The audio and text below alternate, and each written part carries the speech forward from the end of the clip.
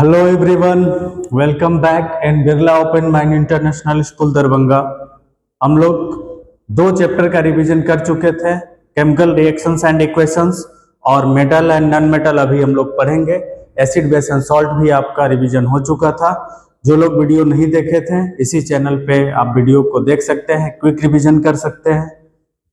Exam का समय बहुत ही नजदीक है और हम लोग क्या करते हैं कि इस चैप्टर का भी रिवीजन कर लेते हैं, मेटल और नॉन मेटल। ठीक है, तो क्या पढ़े हम लोग मेटल और नॉन मेटल में कि हमारे इस चैप्टर से क्वेश्चंस ना छूटे।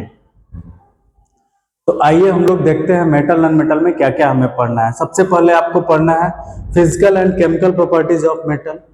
उसके बाद हम लोग पढ़ेंगे मेटल एक्टिविटी सीरीज क्या है, रिएक्टिविटी किसका ज्यादा होता है, किसका कम होता है, एलवाई का फॉर्मेशन, एलवाई क्या होता है और उसका कंपोजिशन याद रखना है हमें। उसके बाद और याद रखना है कुछ इंपॉर्टेंट और आयरन के, कॉपर के और एल्युमिनियम के, उनके फॉर्मूला वगैरह अच्छे से याद रखना है। And process involve in extraction of elements. ठीक है, मेटलर्जिकल प्रोसेस में स्टेप वाइज स्टेप कौन सा प्रोसेस है और किस प्रोसेस का क्या इंपॉर्टेंस है, ये हमें याद रखना है।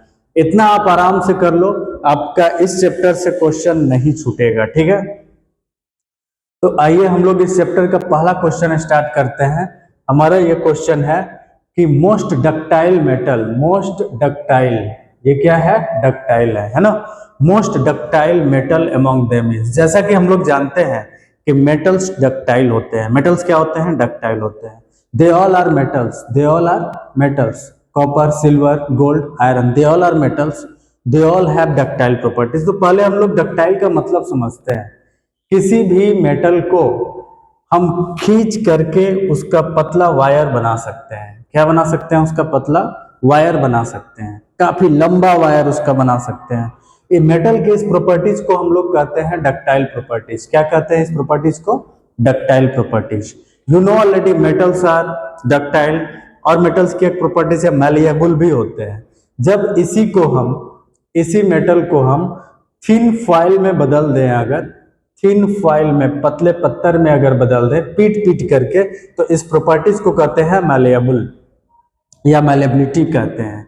ठीक है, तो मेटल का दोनों प्रॉपर्टीज है। वायर में अगर इसको हम पीट करके ले जाते हैं, खींच करके ले जाते हैं, तो इसको प्रॉपर्टी को कहते हैं हम लोग डक्टाइल प्रॉपर्टीज। और जब इसका थिन फॉइल बना सकते हैं, पतला पत्थर बना सकते हैं पीट पीट करके, तो इस प्रॉपर्टीज को मैलेबल कहते हैं, मैलेबिलिटी कहते हैं। ठीक है, तो इसमें सबसे ज्यादा डक्टाइल प्रॉपर्टीज किसका है, यही है ना। तो सबसे ज्यादा डक्टाइल जो है वो हमारा गोल्ड है। सबसे ज्यादा डक्टाइल कौन है, गोल्ड है। ये आपके एनसीईआरटी में दिया हुआ है।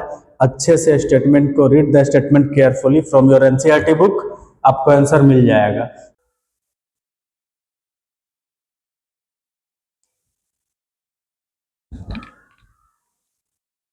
तो ये मेरा सेकेंड क्वेश्चन। हम लोग जनरली क्या जानते हैं, metals are good conductor of heat and electricity. लेकिन ऐसे कौन से मेटल हैं जो कंडक्टिविटी, जिनकी जो हीट की कंडक्टिविटी है बहुत ज्यादा अच्छा नहीं है। तो इसमें भी आप देखिए, सिल्वर है, लेड है और मरकरी है। तो करेक्ट आंसर जो होगा हमारा लेड और मरकरी होगा। ये भी क्वेश्चन आपके एनसीईआरटी से है, और एनसीईआरटी में ये लाइन लिखा हुआ है कि कुछ मेटल्स जो होते हैं वो उतने अच्छे कंडक्टर नहीं होते हैं हीट के। तो नेक्स्ट क्वेश्चंस की तरफ हम लोग चलते हैं। ये है हमारा question number 3। Which one is liquid non metal, liquid non metal. तो इन जनरल हम लोग क्या जानते हैं कि metals are in solid state, most of the metals are in solid state. लेकिन मेटल तो है, ये तो नॉन मेटल की बात हो रही है। तो नॉन मेटल में लिक्विड कौन है, तो नॉन मेटल में लिक्विड कौन है, देखो ये लेड और मरकरी क्या है, लेड और मरकरी क्या है, मेटल है। ठीक है, तो ऐसा नहीं कि मरकरी है तो मरकरी मार दो, नहीं। नॉन मेटल के बारे में आपसे पूछा जा रहा है कि वो नॉन मेटल बताइए जो लिक्विड स्टेट में है। आप लेड और मरकरी को नहीं टिक कर सकते हो, भले ही वो आपको लिक्विड स्टेट में हो। हमें पहले तो नॉन मेटल ढूंढना है, और वो एक ही है इसमें, आपका ब्रोमीन। तो क्या होगा करेक्ट आंसर हमारा, ब्रोमीन। ब्रोमीन है हमारा नॉन मेटल जो लिक्विड स्टेट में होता है। ये भी क्वेश्चन आपके एनसीईआरटी का ही है। क्वेश्चन नंबर 4 की तरफ हम मूव कर रहे हैं। ये है आपका क्वेश्चन नंबर 4।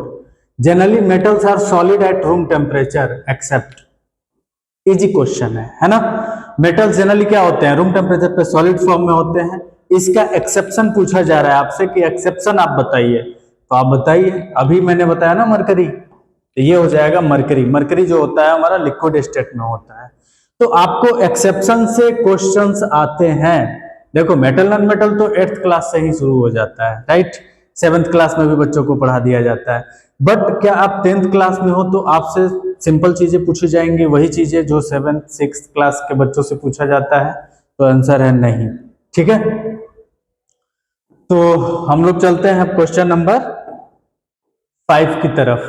क्वेश्चन नंबर 5 है हमारा, which metal will melt if you keep them on your palm. हथेली पे रखें हम तो वो मेल्ट कर जाए, ऐसा कौन होगा? तो आप थोड़ा सा सोचिए, है ना। ये वही होंगे जिनका मेल्टिंग पॉइंट कम होगा। मेल्ट कर जाए मतलब जल्दी मेल्ट कर जाए, हाथ पे रखे और मेल्ट कर जाए, तो मेल्टिंग पॉइंट कम होगा ना। तो ऐसे कौन है? तो गैलियम और सीजियम। करेक्ट आंसर क्या हो जाएगा हमारा? गैलियम और caesium. Correct answer is gallium and caesium. ये दोनों आपका मेल्ट कर सकता है। गैलियम वैसे भी गर्मी के दिनों में आप देखोगे gallium exist in liquid state, and you know already liquid की मेल्टिंग पॉइंट और बॉइलिंग पॉइंट सॉलिड के कंपैरिजन में कम होता है। ठीक है, तो ये हुआ हमारा क्वेश्चन नंबर 5। अब हम लोग चलेंगे क्वेश्चन नंबर 6 की तरफ। ये है आपका question number 6, non metal which is lustrous. J in general हम लोग क्या जानते हैं कि मेटल्स में चमक होती है। लस्टर का मतलब क्या होता है? चमक, है ना। मेटल सरफेस पे एक खास चमक होता है, इसी प्रॉपर्टीज को हम लोग लस्टर कहते हैं। लेकिन नॉन मेटल भी लस्टर है क्या? नॉन मेटल में कोई है जो शाइनी सरफेस उसका हो, लस्टरस प्रॉपर्टी शो करता हो? तो ये आंसर आपका आयोडीन होगा। आप इसे याद रखिए, ये भी आपके एनसीईआरटी में दिया हुआ है। ठीक है, तो ये एक्सेप्शनल क्वेश्चंस हैं। मेटल के प्रॉपर्टीज जो जनरल है, नॉन मेटल का जो जनरल प्रॉपर्टीज है, उसके कुछ एक्सेप्शंस हैं जहां से क्वेश्चंस आते हैं। तो हम लोग चलते हैं नेक्स्ट क्वेश्चंस की तरफ। हमारा क्वेश्चन नंबर 7 है। 7 नंबर क्या है? Metal which are so soft that they can cut with the help of knife. You know already, कुछ मेटल्स जनरली क्या होते हैं? हार्ड होते हैं। मेटल्स जनरली क्या होते हैं? सॉलिड स्टेट में होते हैं। लेकिन कुछ मेटल्स हैं जो इतने सॉफ्ट होते हैं कि उनको हम नाइफ से, चाकू से काट सकते हैं, वो सॉफ्ट हैं। तो you know already alkali metals are so soft that they can cut with the help of knife. वो फर्स्ट ए ग्रुप के एलिमेंट्स हैं जिनको हम चाकू से काट सकते हैं, आप याद रखिएगा।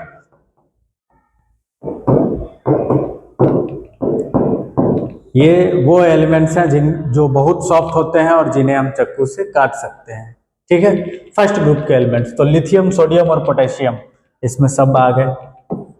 ये भी क्वेश्चंस आपके एनसीईआरटी का है, आप इसको अच्छे से कीजिए। सब कुछ सारे स्टेटमेंट एनसीईआरटी बेस्ड है यहाँ पे, और आपको भी पता है सिलेबस से बाहर क्वेश्चंस इन जनरल नहीं आते हैं। Non metal with show electrical conductivity. हम लोग क्या जानते हैं कि मेटल कंडक्टिविटी शो करते हैं, लेकिन आप बताइए कोई नॉन मेटल है जो कंडक्टिविटी शो करता है? सभी को पता है वो ग्रेफाइट है। क्या है वो? Graphite. Graphite show electrical conductivity. ठीक है, तो ये इजी क्वेश्चंस है। क्वेश्चन नंबर 9 की तरफ हम मूव कर रहे हैं। ये है हमारा क्वेश्चन नंबर 9। क्या है? Product formed when Al2O3 reacts with HCl and NaOH। किसका रिएक्शन कराना है? Al2O3 का। किसके साथ? तो HCl के साथ भी कराना है और NaOH के साथ भी कराना है हमें। आप बताइए, मैंने एसिड बेस चैप्टर में बताया था कि कुछ कंपाउंड्स होते हैं जो एम्फोटेरिक इन नेचर होते हैं। जो क्या होते हैं? एम्फोटेरिक इन नेचर होते हैं। एम्फोटेरिक का मतलब they can react with acid as well as base. ठीक है, ड्यूअल प्रॉपर्टी शो करते हैं। तो उनमें से एक इंपॉर्टेंट था हमारा Al2O3। तो आप ये रिएक्शन भी देख सकते हो, मैंने हिंट के लिए आपको लाया है, और ये आपके एनसीईआरटी के रिएक्शंस हैं। तो HCl से रिएक्शन किया तो बना हमारा AlCl3, और NaOH से रिएक्शन करेगा तो बनेगा मेरा NaAlO2 जिसको सोडियम एल्यूमिनेट भी कहते हैं। तो पहले HCl दिया हुआ है ना, बाद में हमारा NaOH दिया हुआ है, तो करेक्ट आंसर क्या हो जाएगा? HCl से AlCl3 और उसके बाद NaAlO2, तो करेक्ट आंसर हो जाएगा हमारा ऑप्शन नंबर 2। इस तरह के क्वेश्चंस आपको एग्जाम में बिल्कुल पूछे जा सकते हैं, इसमें कोई शक नहीं होना चाहिए। क्वेश्चन नंबर 10 पे चलते हैं हम। ये है हमारा question number 10, metal which kept in kerosene oil for their preservation, ठीक है, या प्रोटेक्शन, जो भी आप बोलिए। केरोसिन ऑयल में किसे रखा जाता है? एक बात बताइए आप, किसी भी चीज को केरोसिन के ऑयल में हम क्यों रख रहे हैं? यानी इसका मतलब कि एयर के कांटेक्ट में वो हाईली रिएक्टिव है, उसको नॉर्मल प्रिजर्व हम नहीं कर सकते हैं, वो ऑक्सीजन से रिएक्शन करके ऑक्साइड बना लेगा, है ना। तो हाईली रिएक्टिव मेटल्स होंगे। तो इसमें सोडियम तो है हाईली रिएक्टिव, लेकिन क्या एल्युमिनियम है? क्या आप लोग देखे हो क्या एल्युमिनियम को किसी को केरोसिन में डुबा कर रखते हुए? तो ये तो नहीं होगा। सोडियम है हाईली रिएक्टिव, लेकिन गोल्ड है नहीं। गोल्ड को कौन रखता है केरोसिन ऑयल में? गोल्ड तो नोबल मेटल है।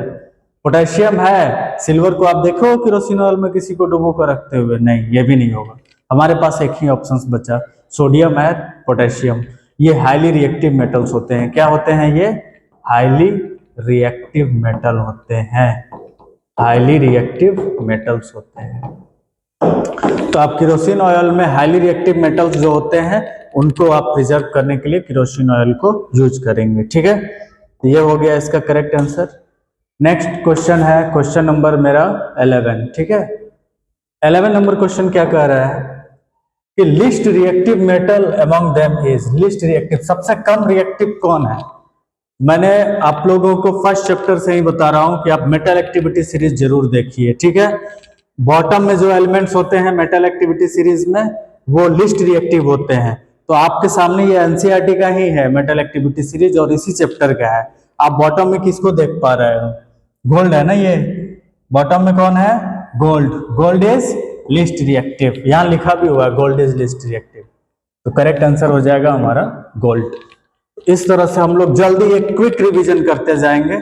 अब में भी पता है कि आप लोगों का एग्जाम लगभग शुरू होने वाला है कुछ ही दिनों में, तो हम चलते हैं नेक्स्ट क्वेश्चंस की तरफ। क्वेश्चन नंबर 12, ये क्या है हमारा question number 12, number of electrons in L shell of sodium, potassium and calcium. तो ये रहा हमारा सोडियम, ये पोटेशियम और ये कैल्शियम रेस्पेक्टिवली पूछ रहा है। तो आप पहले इसका कॉन्फ़िगरेशन लिखिए एकदम आराम से। क्या लिखते हैं? सोडियम का कितना होता है? 11, पोटेशियम का होता है 19 और कैल्शियम का होता है 20। तो हम इसका जब कॉन्फ़िगरेशन लिखेंगे तो ये होगा 2 8 1, ये हो जाएगा 2 8 8 2 8 8, कितना हो गया? 2 8 10, 10 8 18 और 1 19, 19 20 है। तो 2 8 8 और 2 लिखते हैं कैल्शियम के लिए।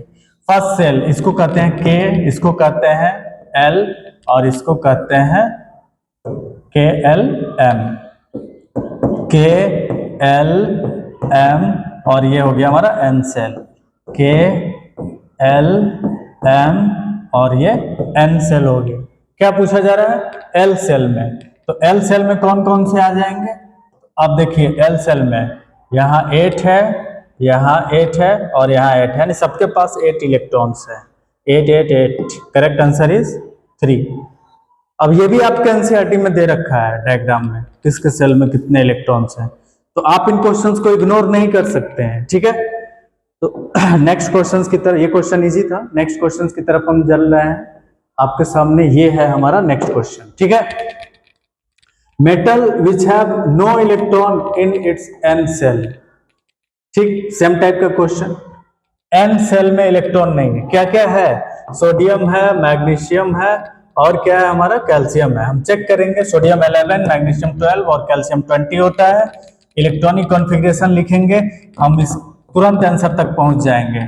2 8 1 लिखते हैं और इसके पास 2 8 2 हो जाएगा और ये कैल्शियम के लिए 2 8 8 2। कह रहा है कि एन सेल में इलेक्ट्रॉन नहीं है, N shell, K L M, K L M, K L M N. N shell में किसके पास, कैल्शियम के पास तो है, लेकिन क्या मैग्नीशियम और सोडियम के पास है? नहीं है। आप देखिए यहाँ पे एम तक ही है, एन सेल में यहाँ इलेक्ट्रॉन्स नहीं है। एन सेल मतलब फोर्थ, एन सेल का मतलब फोर्थ ऑर्बिट।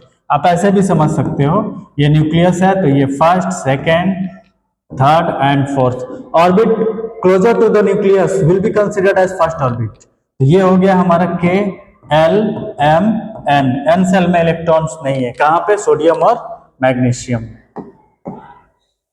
इजी है क्वेश्चंस, ऐसे ही क्वेश्चंस आते हैं एग्जाम में, डोंट वरी, ठीक है। आप लोग रिवीजन करते रहिए। 14 नंबर क्वेश्चन हमारा ये है, find the correct statement for ionic compound. ठीक है, आयनिक कंपाउंड्स के लिए, तो आयनिक कंपाउंड्स क्या होता है? Ionic bond is a stronger bond, you know already. Ionic bond क्या होता है? स्ट्रॉन्गर बॉन्ड होता है। और बॉन्ड क्या होता है? फोर्स ऑफ अट्रैक्शन होता है। बॉन्ड क्या होता है? कि what is chemical bond? Chemical bond is a force of attraction. तो आयनिक बॉन्ड अगर स्ट्रॉन्ग है तो चीजों को नजदीक रखेगा ना, और चीजें नजदीक होती हैं किसमें? सॉलिड में। पार्टिकल्स कहां पे नजदीक होते हैं? सॉलिड में। तो सॉलिड का, तो दे आर सॉलिड, सही है। अब सॉलिड का यू नो ऑलरेडी, सॉलिड का मेल्टिंग पॉइंट और बॉइलिंग पॉइंट क्या होता है? हाई होता है। तो they have high melting point and boiling point. They are generally soluble in water. आप कोई भी एक एग्जांपल ले लो, NaCl, पानी में डालोगे तो Na पे प्लस और Cl पे माइनस मिल जाएगा। तो ऑल ऑफ दिस, ये हमारा सभी स्टेटमेंट करेक्ट है, ये आपका करेक्ट आंसर होगा। आई बात समझ में? तो हम लोग चलते हैं नेक्स्ट क्वेश्चंस की तरफ। नेक्स्ट क्वेश्चन है हमारा क्वेश्चन नंबर 15। ये क्या है? Find incorrect statement among them. Incorrect क्या है? Ionic compounds is solid, ionic compound in solid state do not show conductivity. ये स्टेटमेंट हमारा सही है।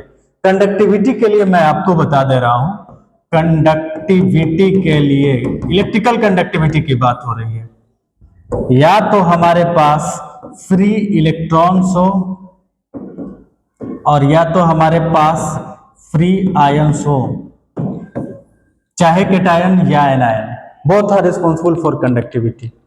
तो सॉलिड स्टेट में आपको ये सॉलिड अगर आप लिखे हो तो ये तो क्रिस्टल के फॉर्म में है ना, ये आयंस के फॉर्म में थोड़ी है। जब इसे हम वाटर में ऐड करेंगे तब हमारा Na पे प्लस और Cl पे माइनस मिलता है। तो आप याद रखिए, सॉलिड फॉर्म में आयनिक सॉलिड कंडक्टिविटी शो नहीं करते हैं। Ionic compounds conduct electricity in molten state, conduct electricity in molten state.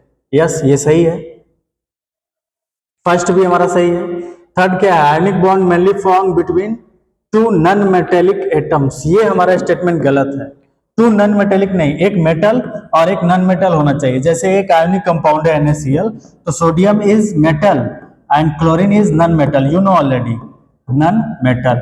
Covalent bonds mainly formed between two non metallic atoms. Ionic bond is formed between metal and non metal. Generally ये generalise statement है, ठीक है।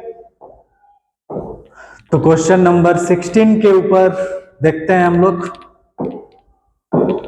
Metal which are found in free state. हाँ, metallurgy अब यहां से आपका शुरू हो गया। फ्री स्टेट में कौन होते हैं?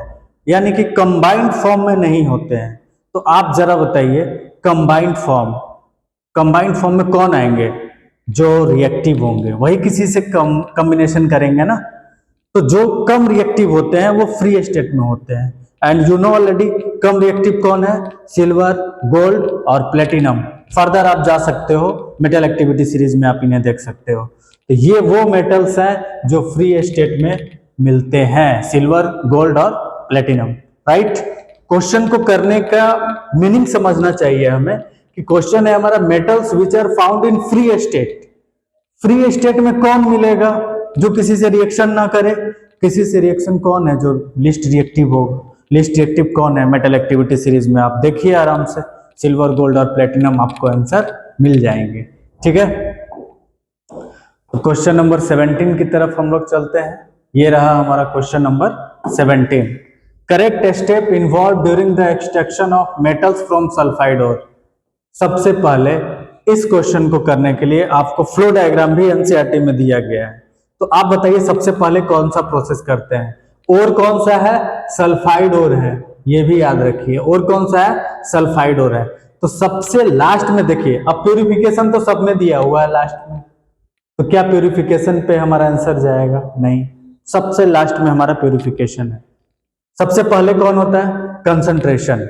सबसे पहले कंसंट्रेशन होता है, यानी ऑप्शन हमारा कंसंट्रेशन 3 में है, यानी कि हमारा 1 2 3 में से ही कोई आंसर होगा जो करेक्ट होगा।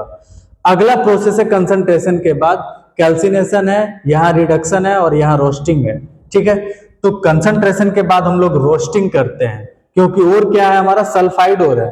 और क्या है? सल्फाइड और है। After roasting we goes for reduction process, then after we will proceed in purification process.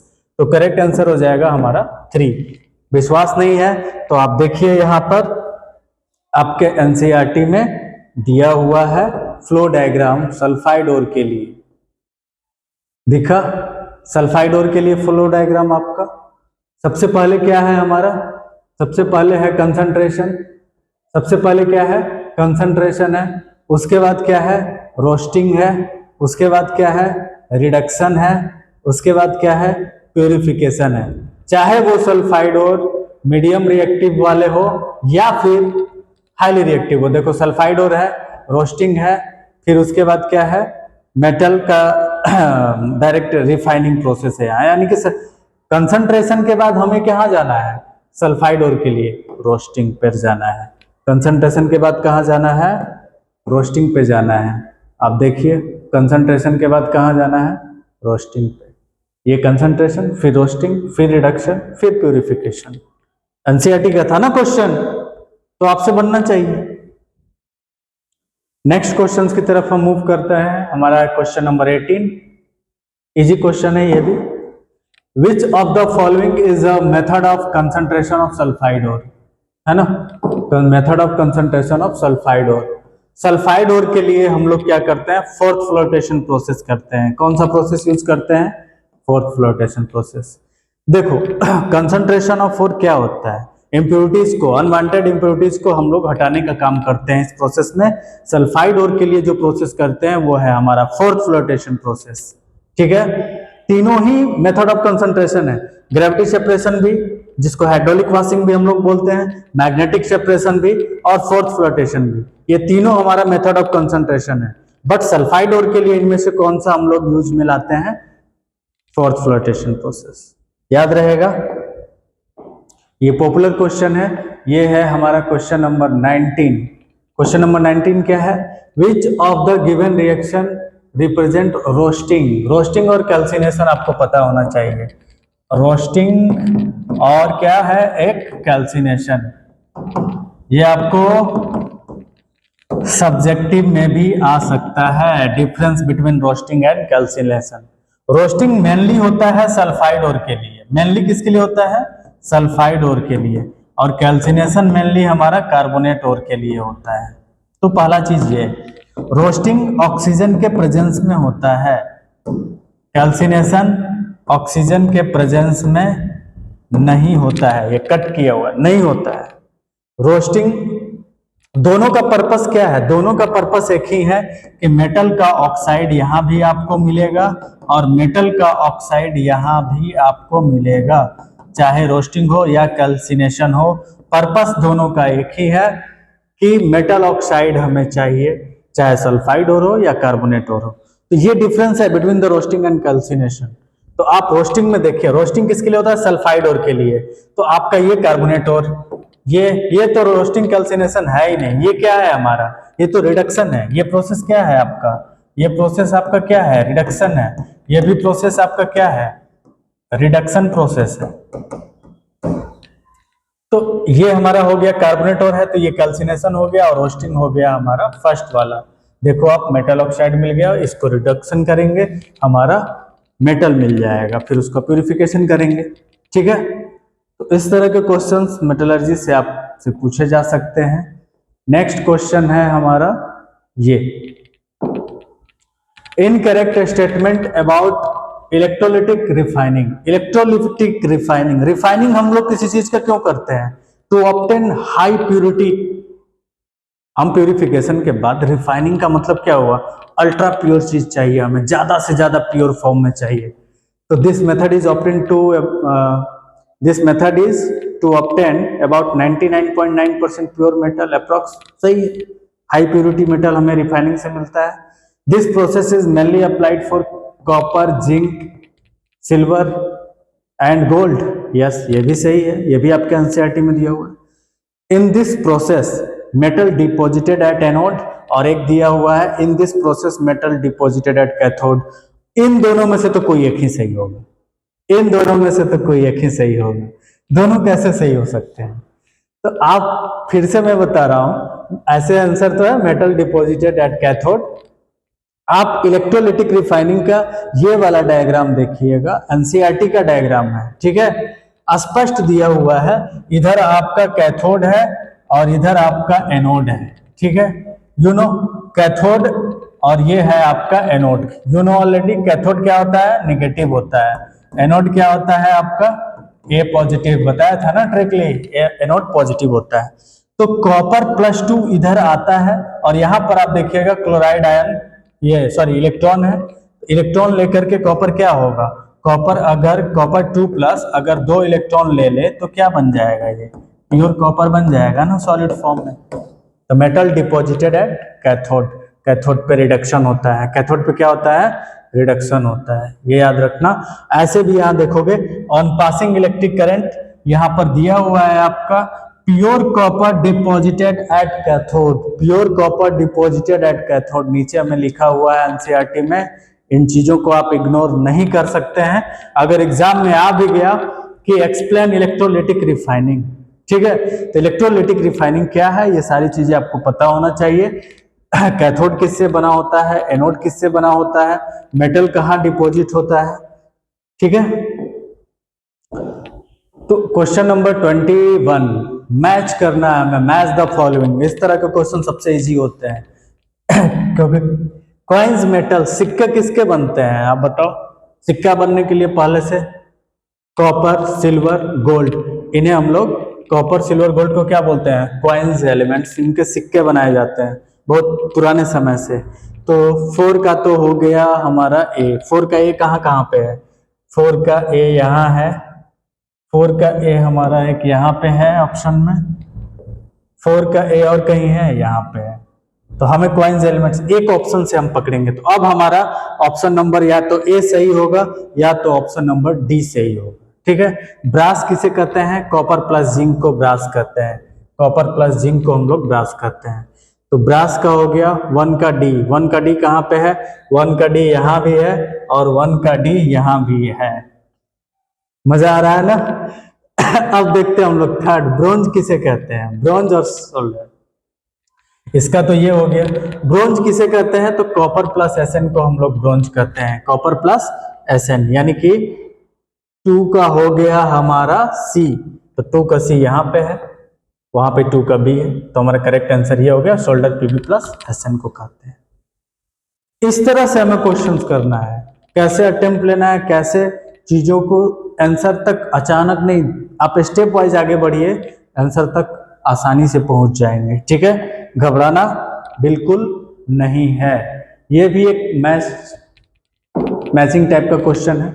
Zinc blende किसे कहते हैं, फॉर्मूला है याद रखिएगा, इंपॉर्टेंट और का ऑब्जेक्टिव में आ सकता है, zinc blende ZnS, galena PbS, cinnabar HgS, horn silver AgCl को कहते हैं। सिल्वर है तो सिल्वर तो रहेगा ही, नाम ही में है हॉर्न सिल्वर, सिल्वर तो रहेगा ही, ठीक है। तो हमारा ऑप्शन 1 का बी, 1 का बी कहां पर आपको दिखा, तो एक यहाँ पे 1 का बी है और एक इसमें भी 1 का बी है। 2 का ए कहां पे है, यहाँ पे है, हमारा आंसर मिल गया। अब बाकी हमारा फॉर्मुलेटी है सिनेबार डी और हॉर्न सिल्वर सी, करेक्ट आंसर हो जाएगा। तो ये फॉर्मूला है जो आपके एनसीईआरटी में, आप इन्हें याद रखिए, बिल्कुल इग्नोर मत करना, एग्जाम से पहले इन चीजों को जरूर हमें देखना है। नेक्स्ट क्वेश्चन है एन इंपॉर्टेंट और ऑफ एल्युमिनियम। तो आप एक काम करना,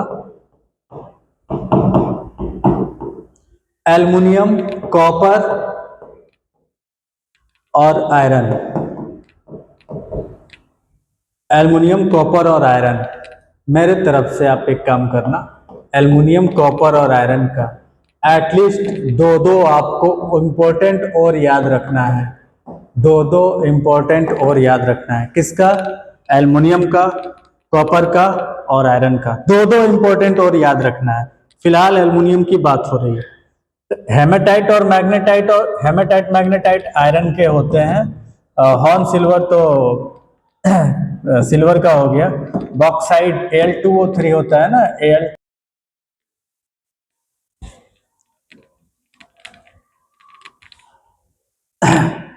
ये मेरा है 24 नंबर क्वेश्चन। करेक्ट स्टेटमेंट पूछ रहा है ना। Correct statement among them is, इनमें से कौन सा स्टेटमेंट है जो सही है? तो पहला ऑप्शन है both roasting and calcination takes place below melting point of the metal. ये स्टेटमेंट हमारा सही है। Roasting takes place in presence of oxygen while calcination takes place in absence of oxygen. ये भी सही है। जस्ट मैंने अभी बताया था आप लोग को, reduction by carbon is called smelting which takes place above melting point of the metal. ये भी स्टेटमेंट मेरा सही है। यानी हमारा सभी स्टेटमेंट सही है। तो ये मैंने क्या किया ना कि आपको पूरे चैप्टर से, पूरे एनसीईआरटी को मैंने रिवाइज करा दिया। बिल्कुल इंपॉर्टेंट क्वेश्चंस वहां से क्या आ सकते हैं वो भी मैंने बता दिया। रोस्टिंग कैल्सिनेशन आप अच्छे से देख लीजिए। कुछ इंपॉर्टेंट ओर्स और उनके फॉर्मूला याद रखिए। LY याद रखिए, LY के कंपोजिशन याद रखिए। और इस तरह से आप मेटलर्जिकल प्रोसेस में जो स्टेप्स हैं उनको याद रखिए। ठीक है। अब बाकी physical properties of metal and non metals हैं, उसके एक्सेप्शंस भी अच्छे से याद रखना है। ठीक है, एक्सेप्शंस जरूर याद रखिए। ठीक है, मेटल और नॉन मेटल के जो भी प्रॉपर्टीज हैं उसके एक्सेप्शंस अगर हैं कुछ तो वो ज्यादा इंपॉर्टेंट है। तो अब हम लोग क्या करेंगे ना कि नेक्स्ट चैप्टर को, चूंकि अब तो ये आपका ये चैप्टर कंप्लीट हो चुका है, थर्ड चैप्टर हमारा कंप्लीट हो गया, तो हम लोग मिलेंगे आपको नेक्स्ट चैप्टर में। हम कोशिश करेंगे कि नेक्स्ट चैप्टर कल शाम तक अपलोड हो जाए। 1 से 2 दिन वेट कीजिए, आपका नेक्स्ट चैप्टर भी अपलोड हो जाएगा। आप घर पे आराम से रिवीजन करिए। मुश्किल से 20, 25 या 30 मिनट का मैक्सिमम एक चैप्टर का मैं आपको रिवीजन दिया हूँ। जो लोग नहीं देखे हैं प्रीवियस वीडियोस वो इसी चैनल पर देख लीजिए। ठीक है, thank you for watching this video.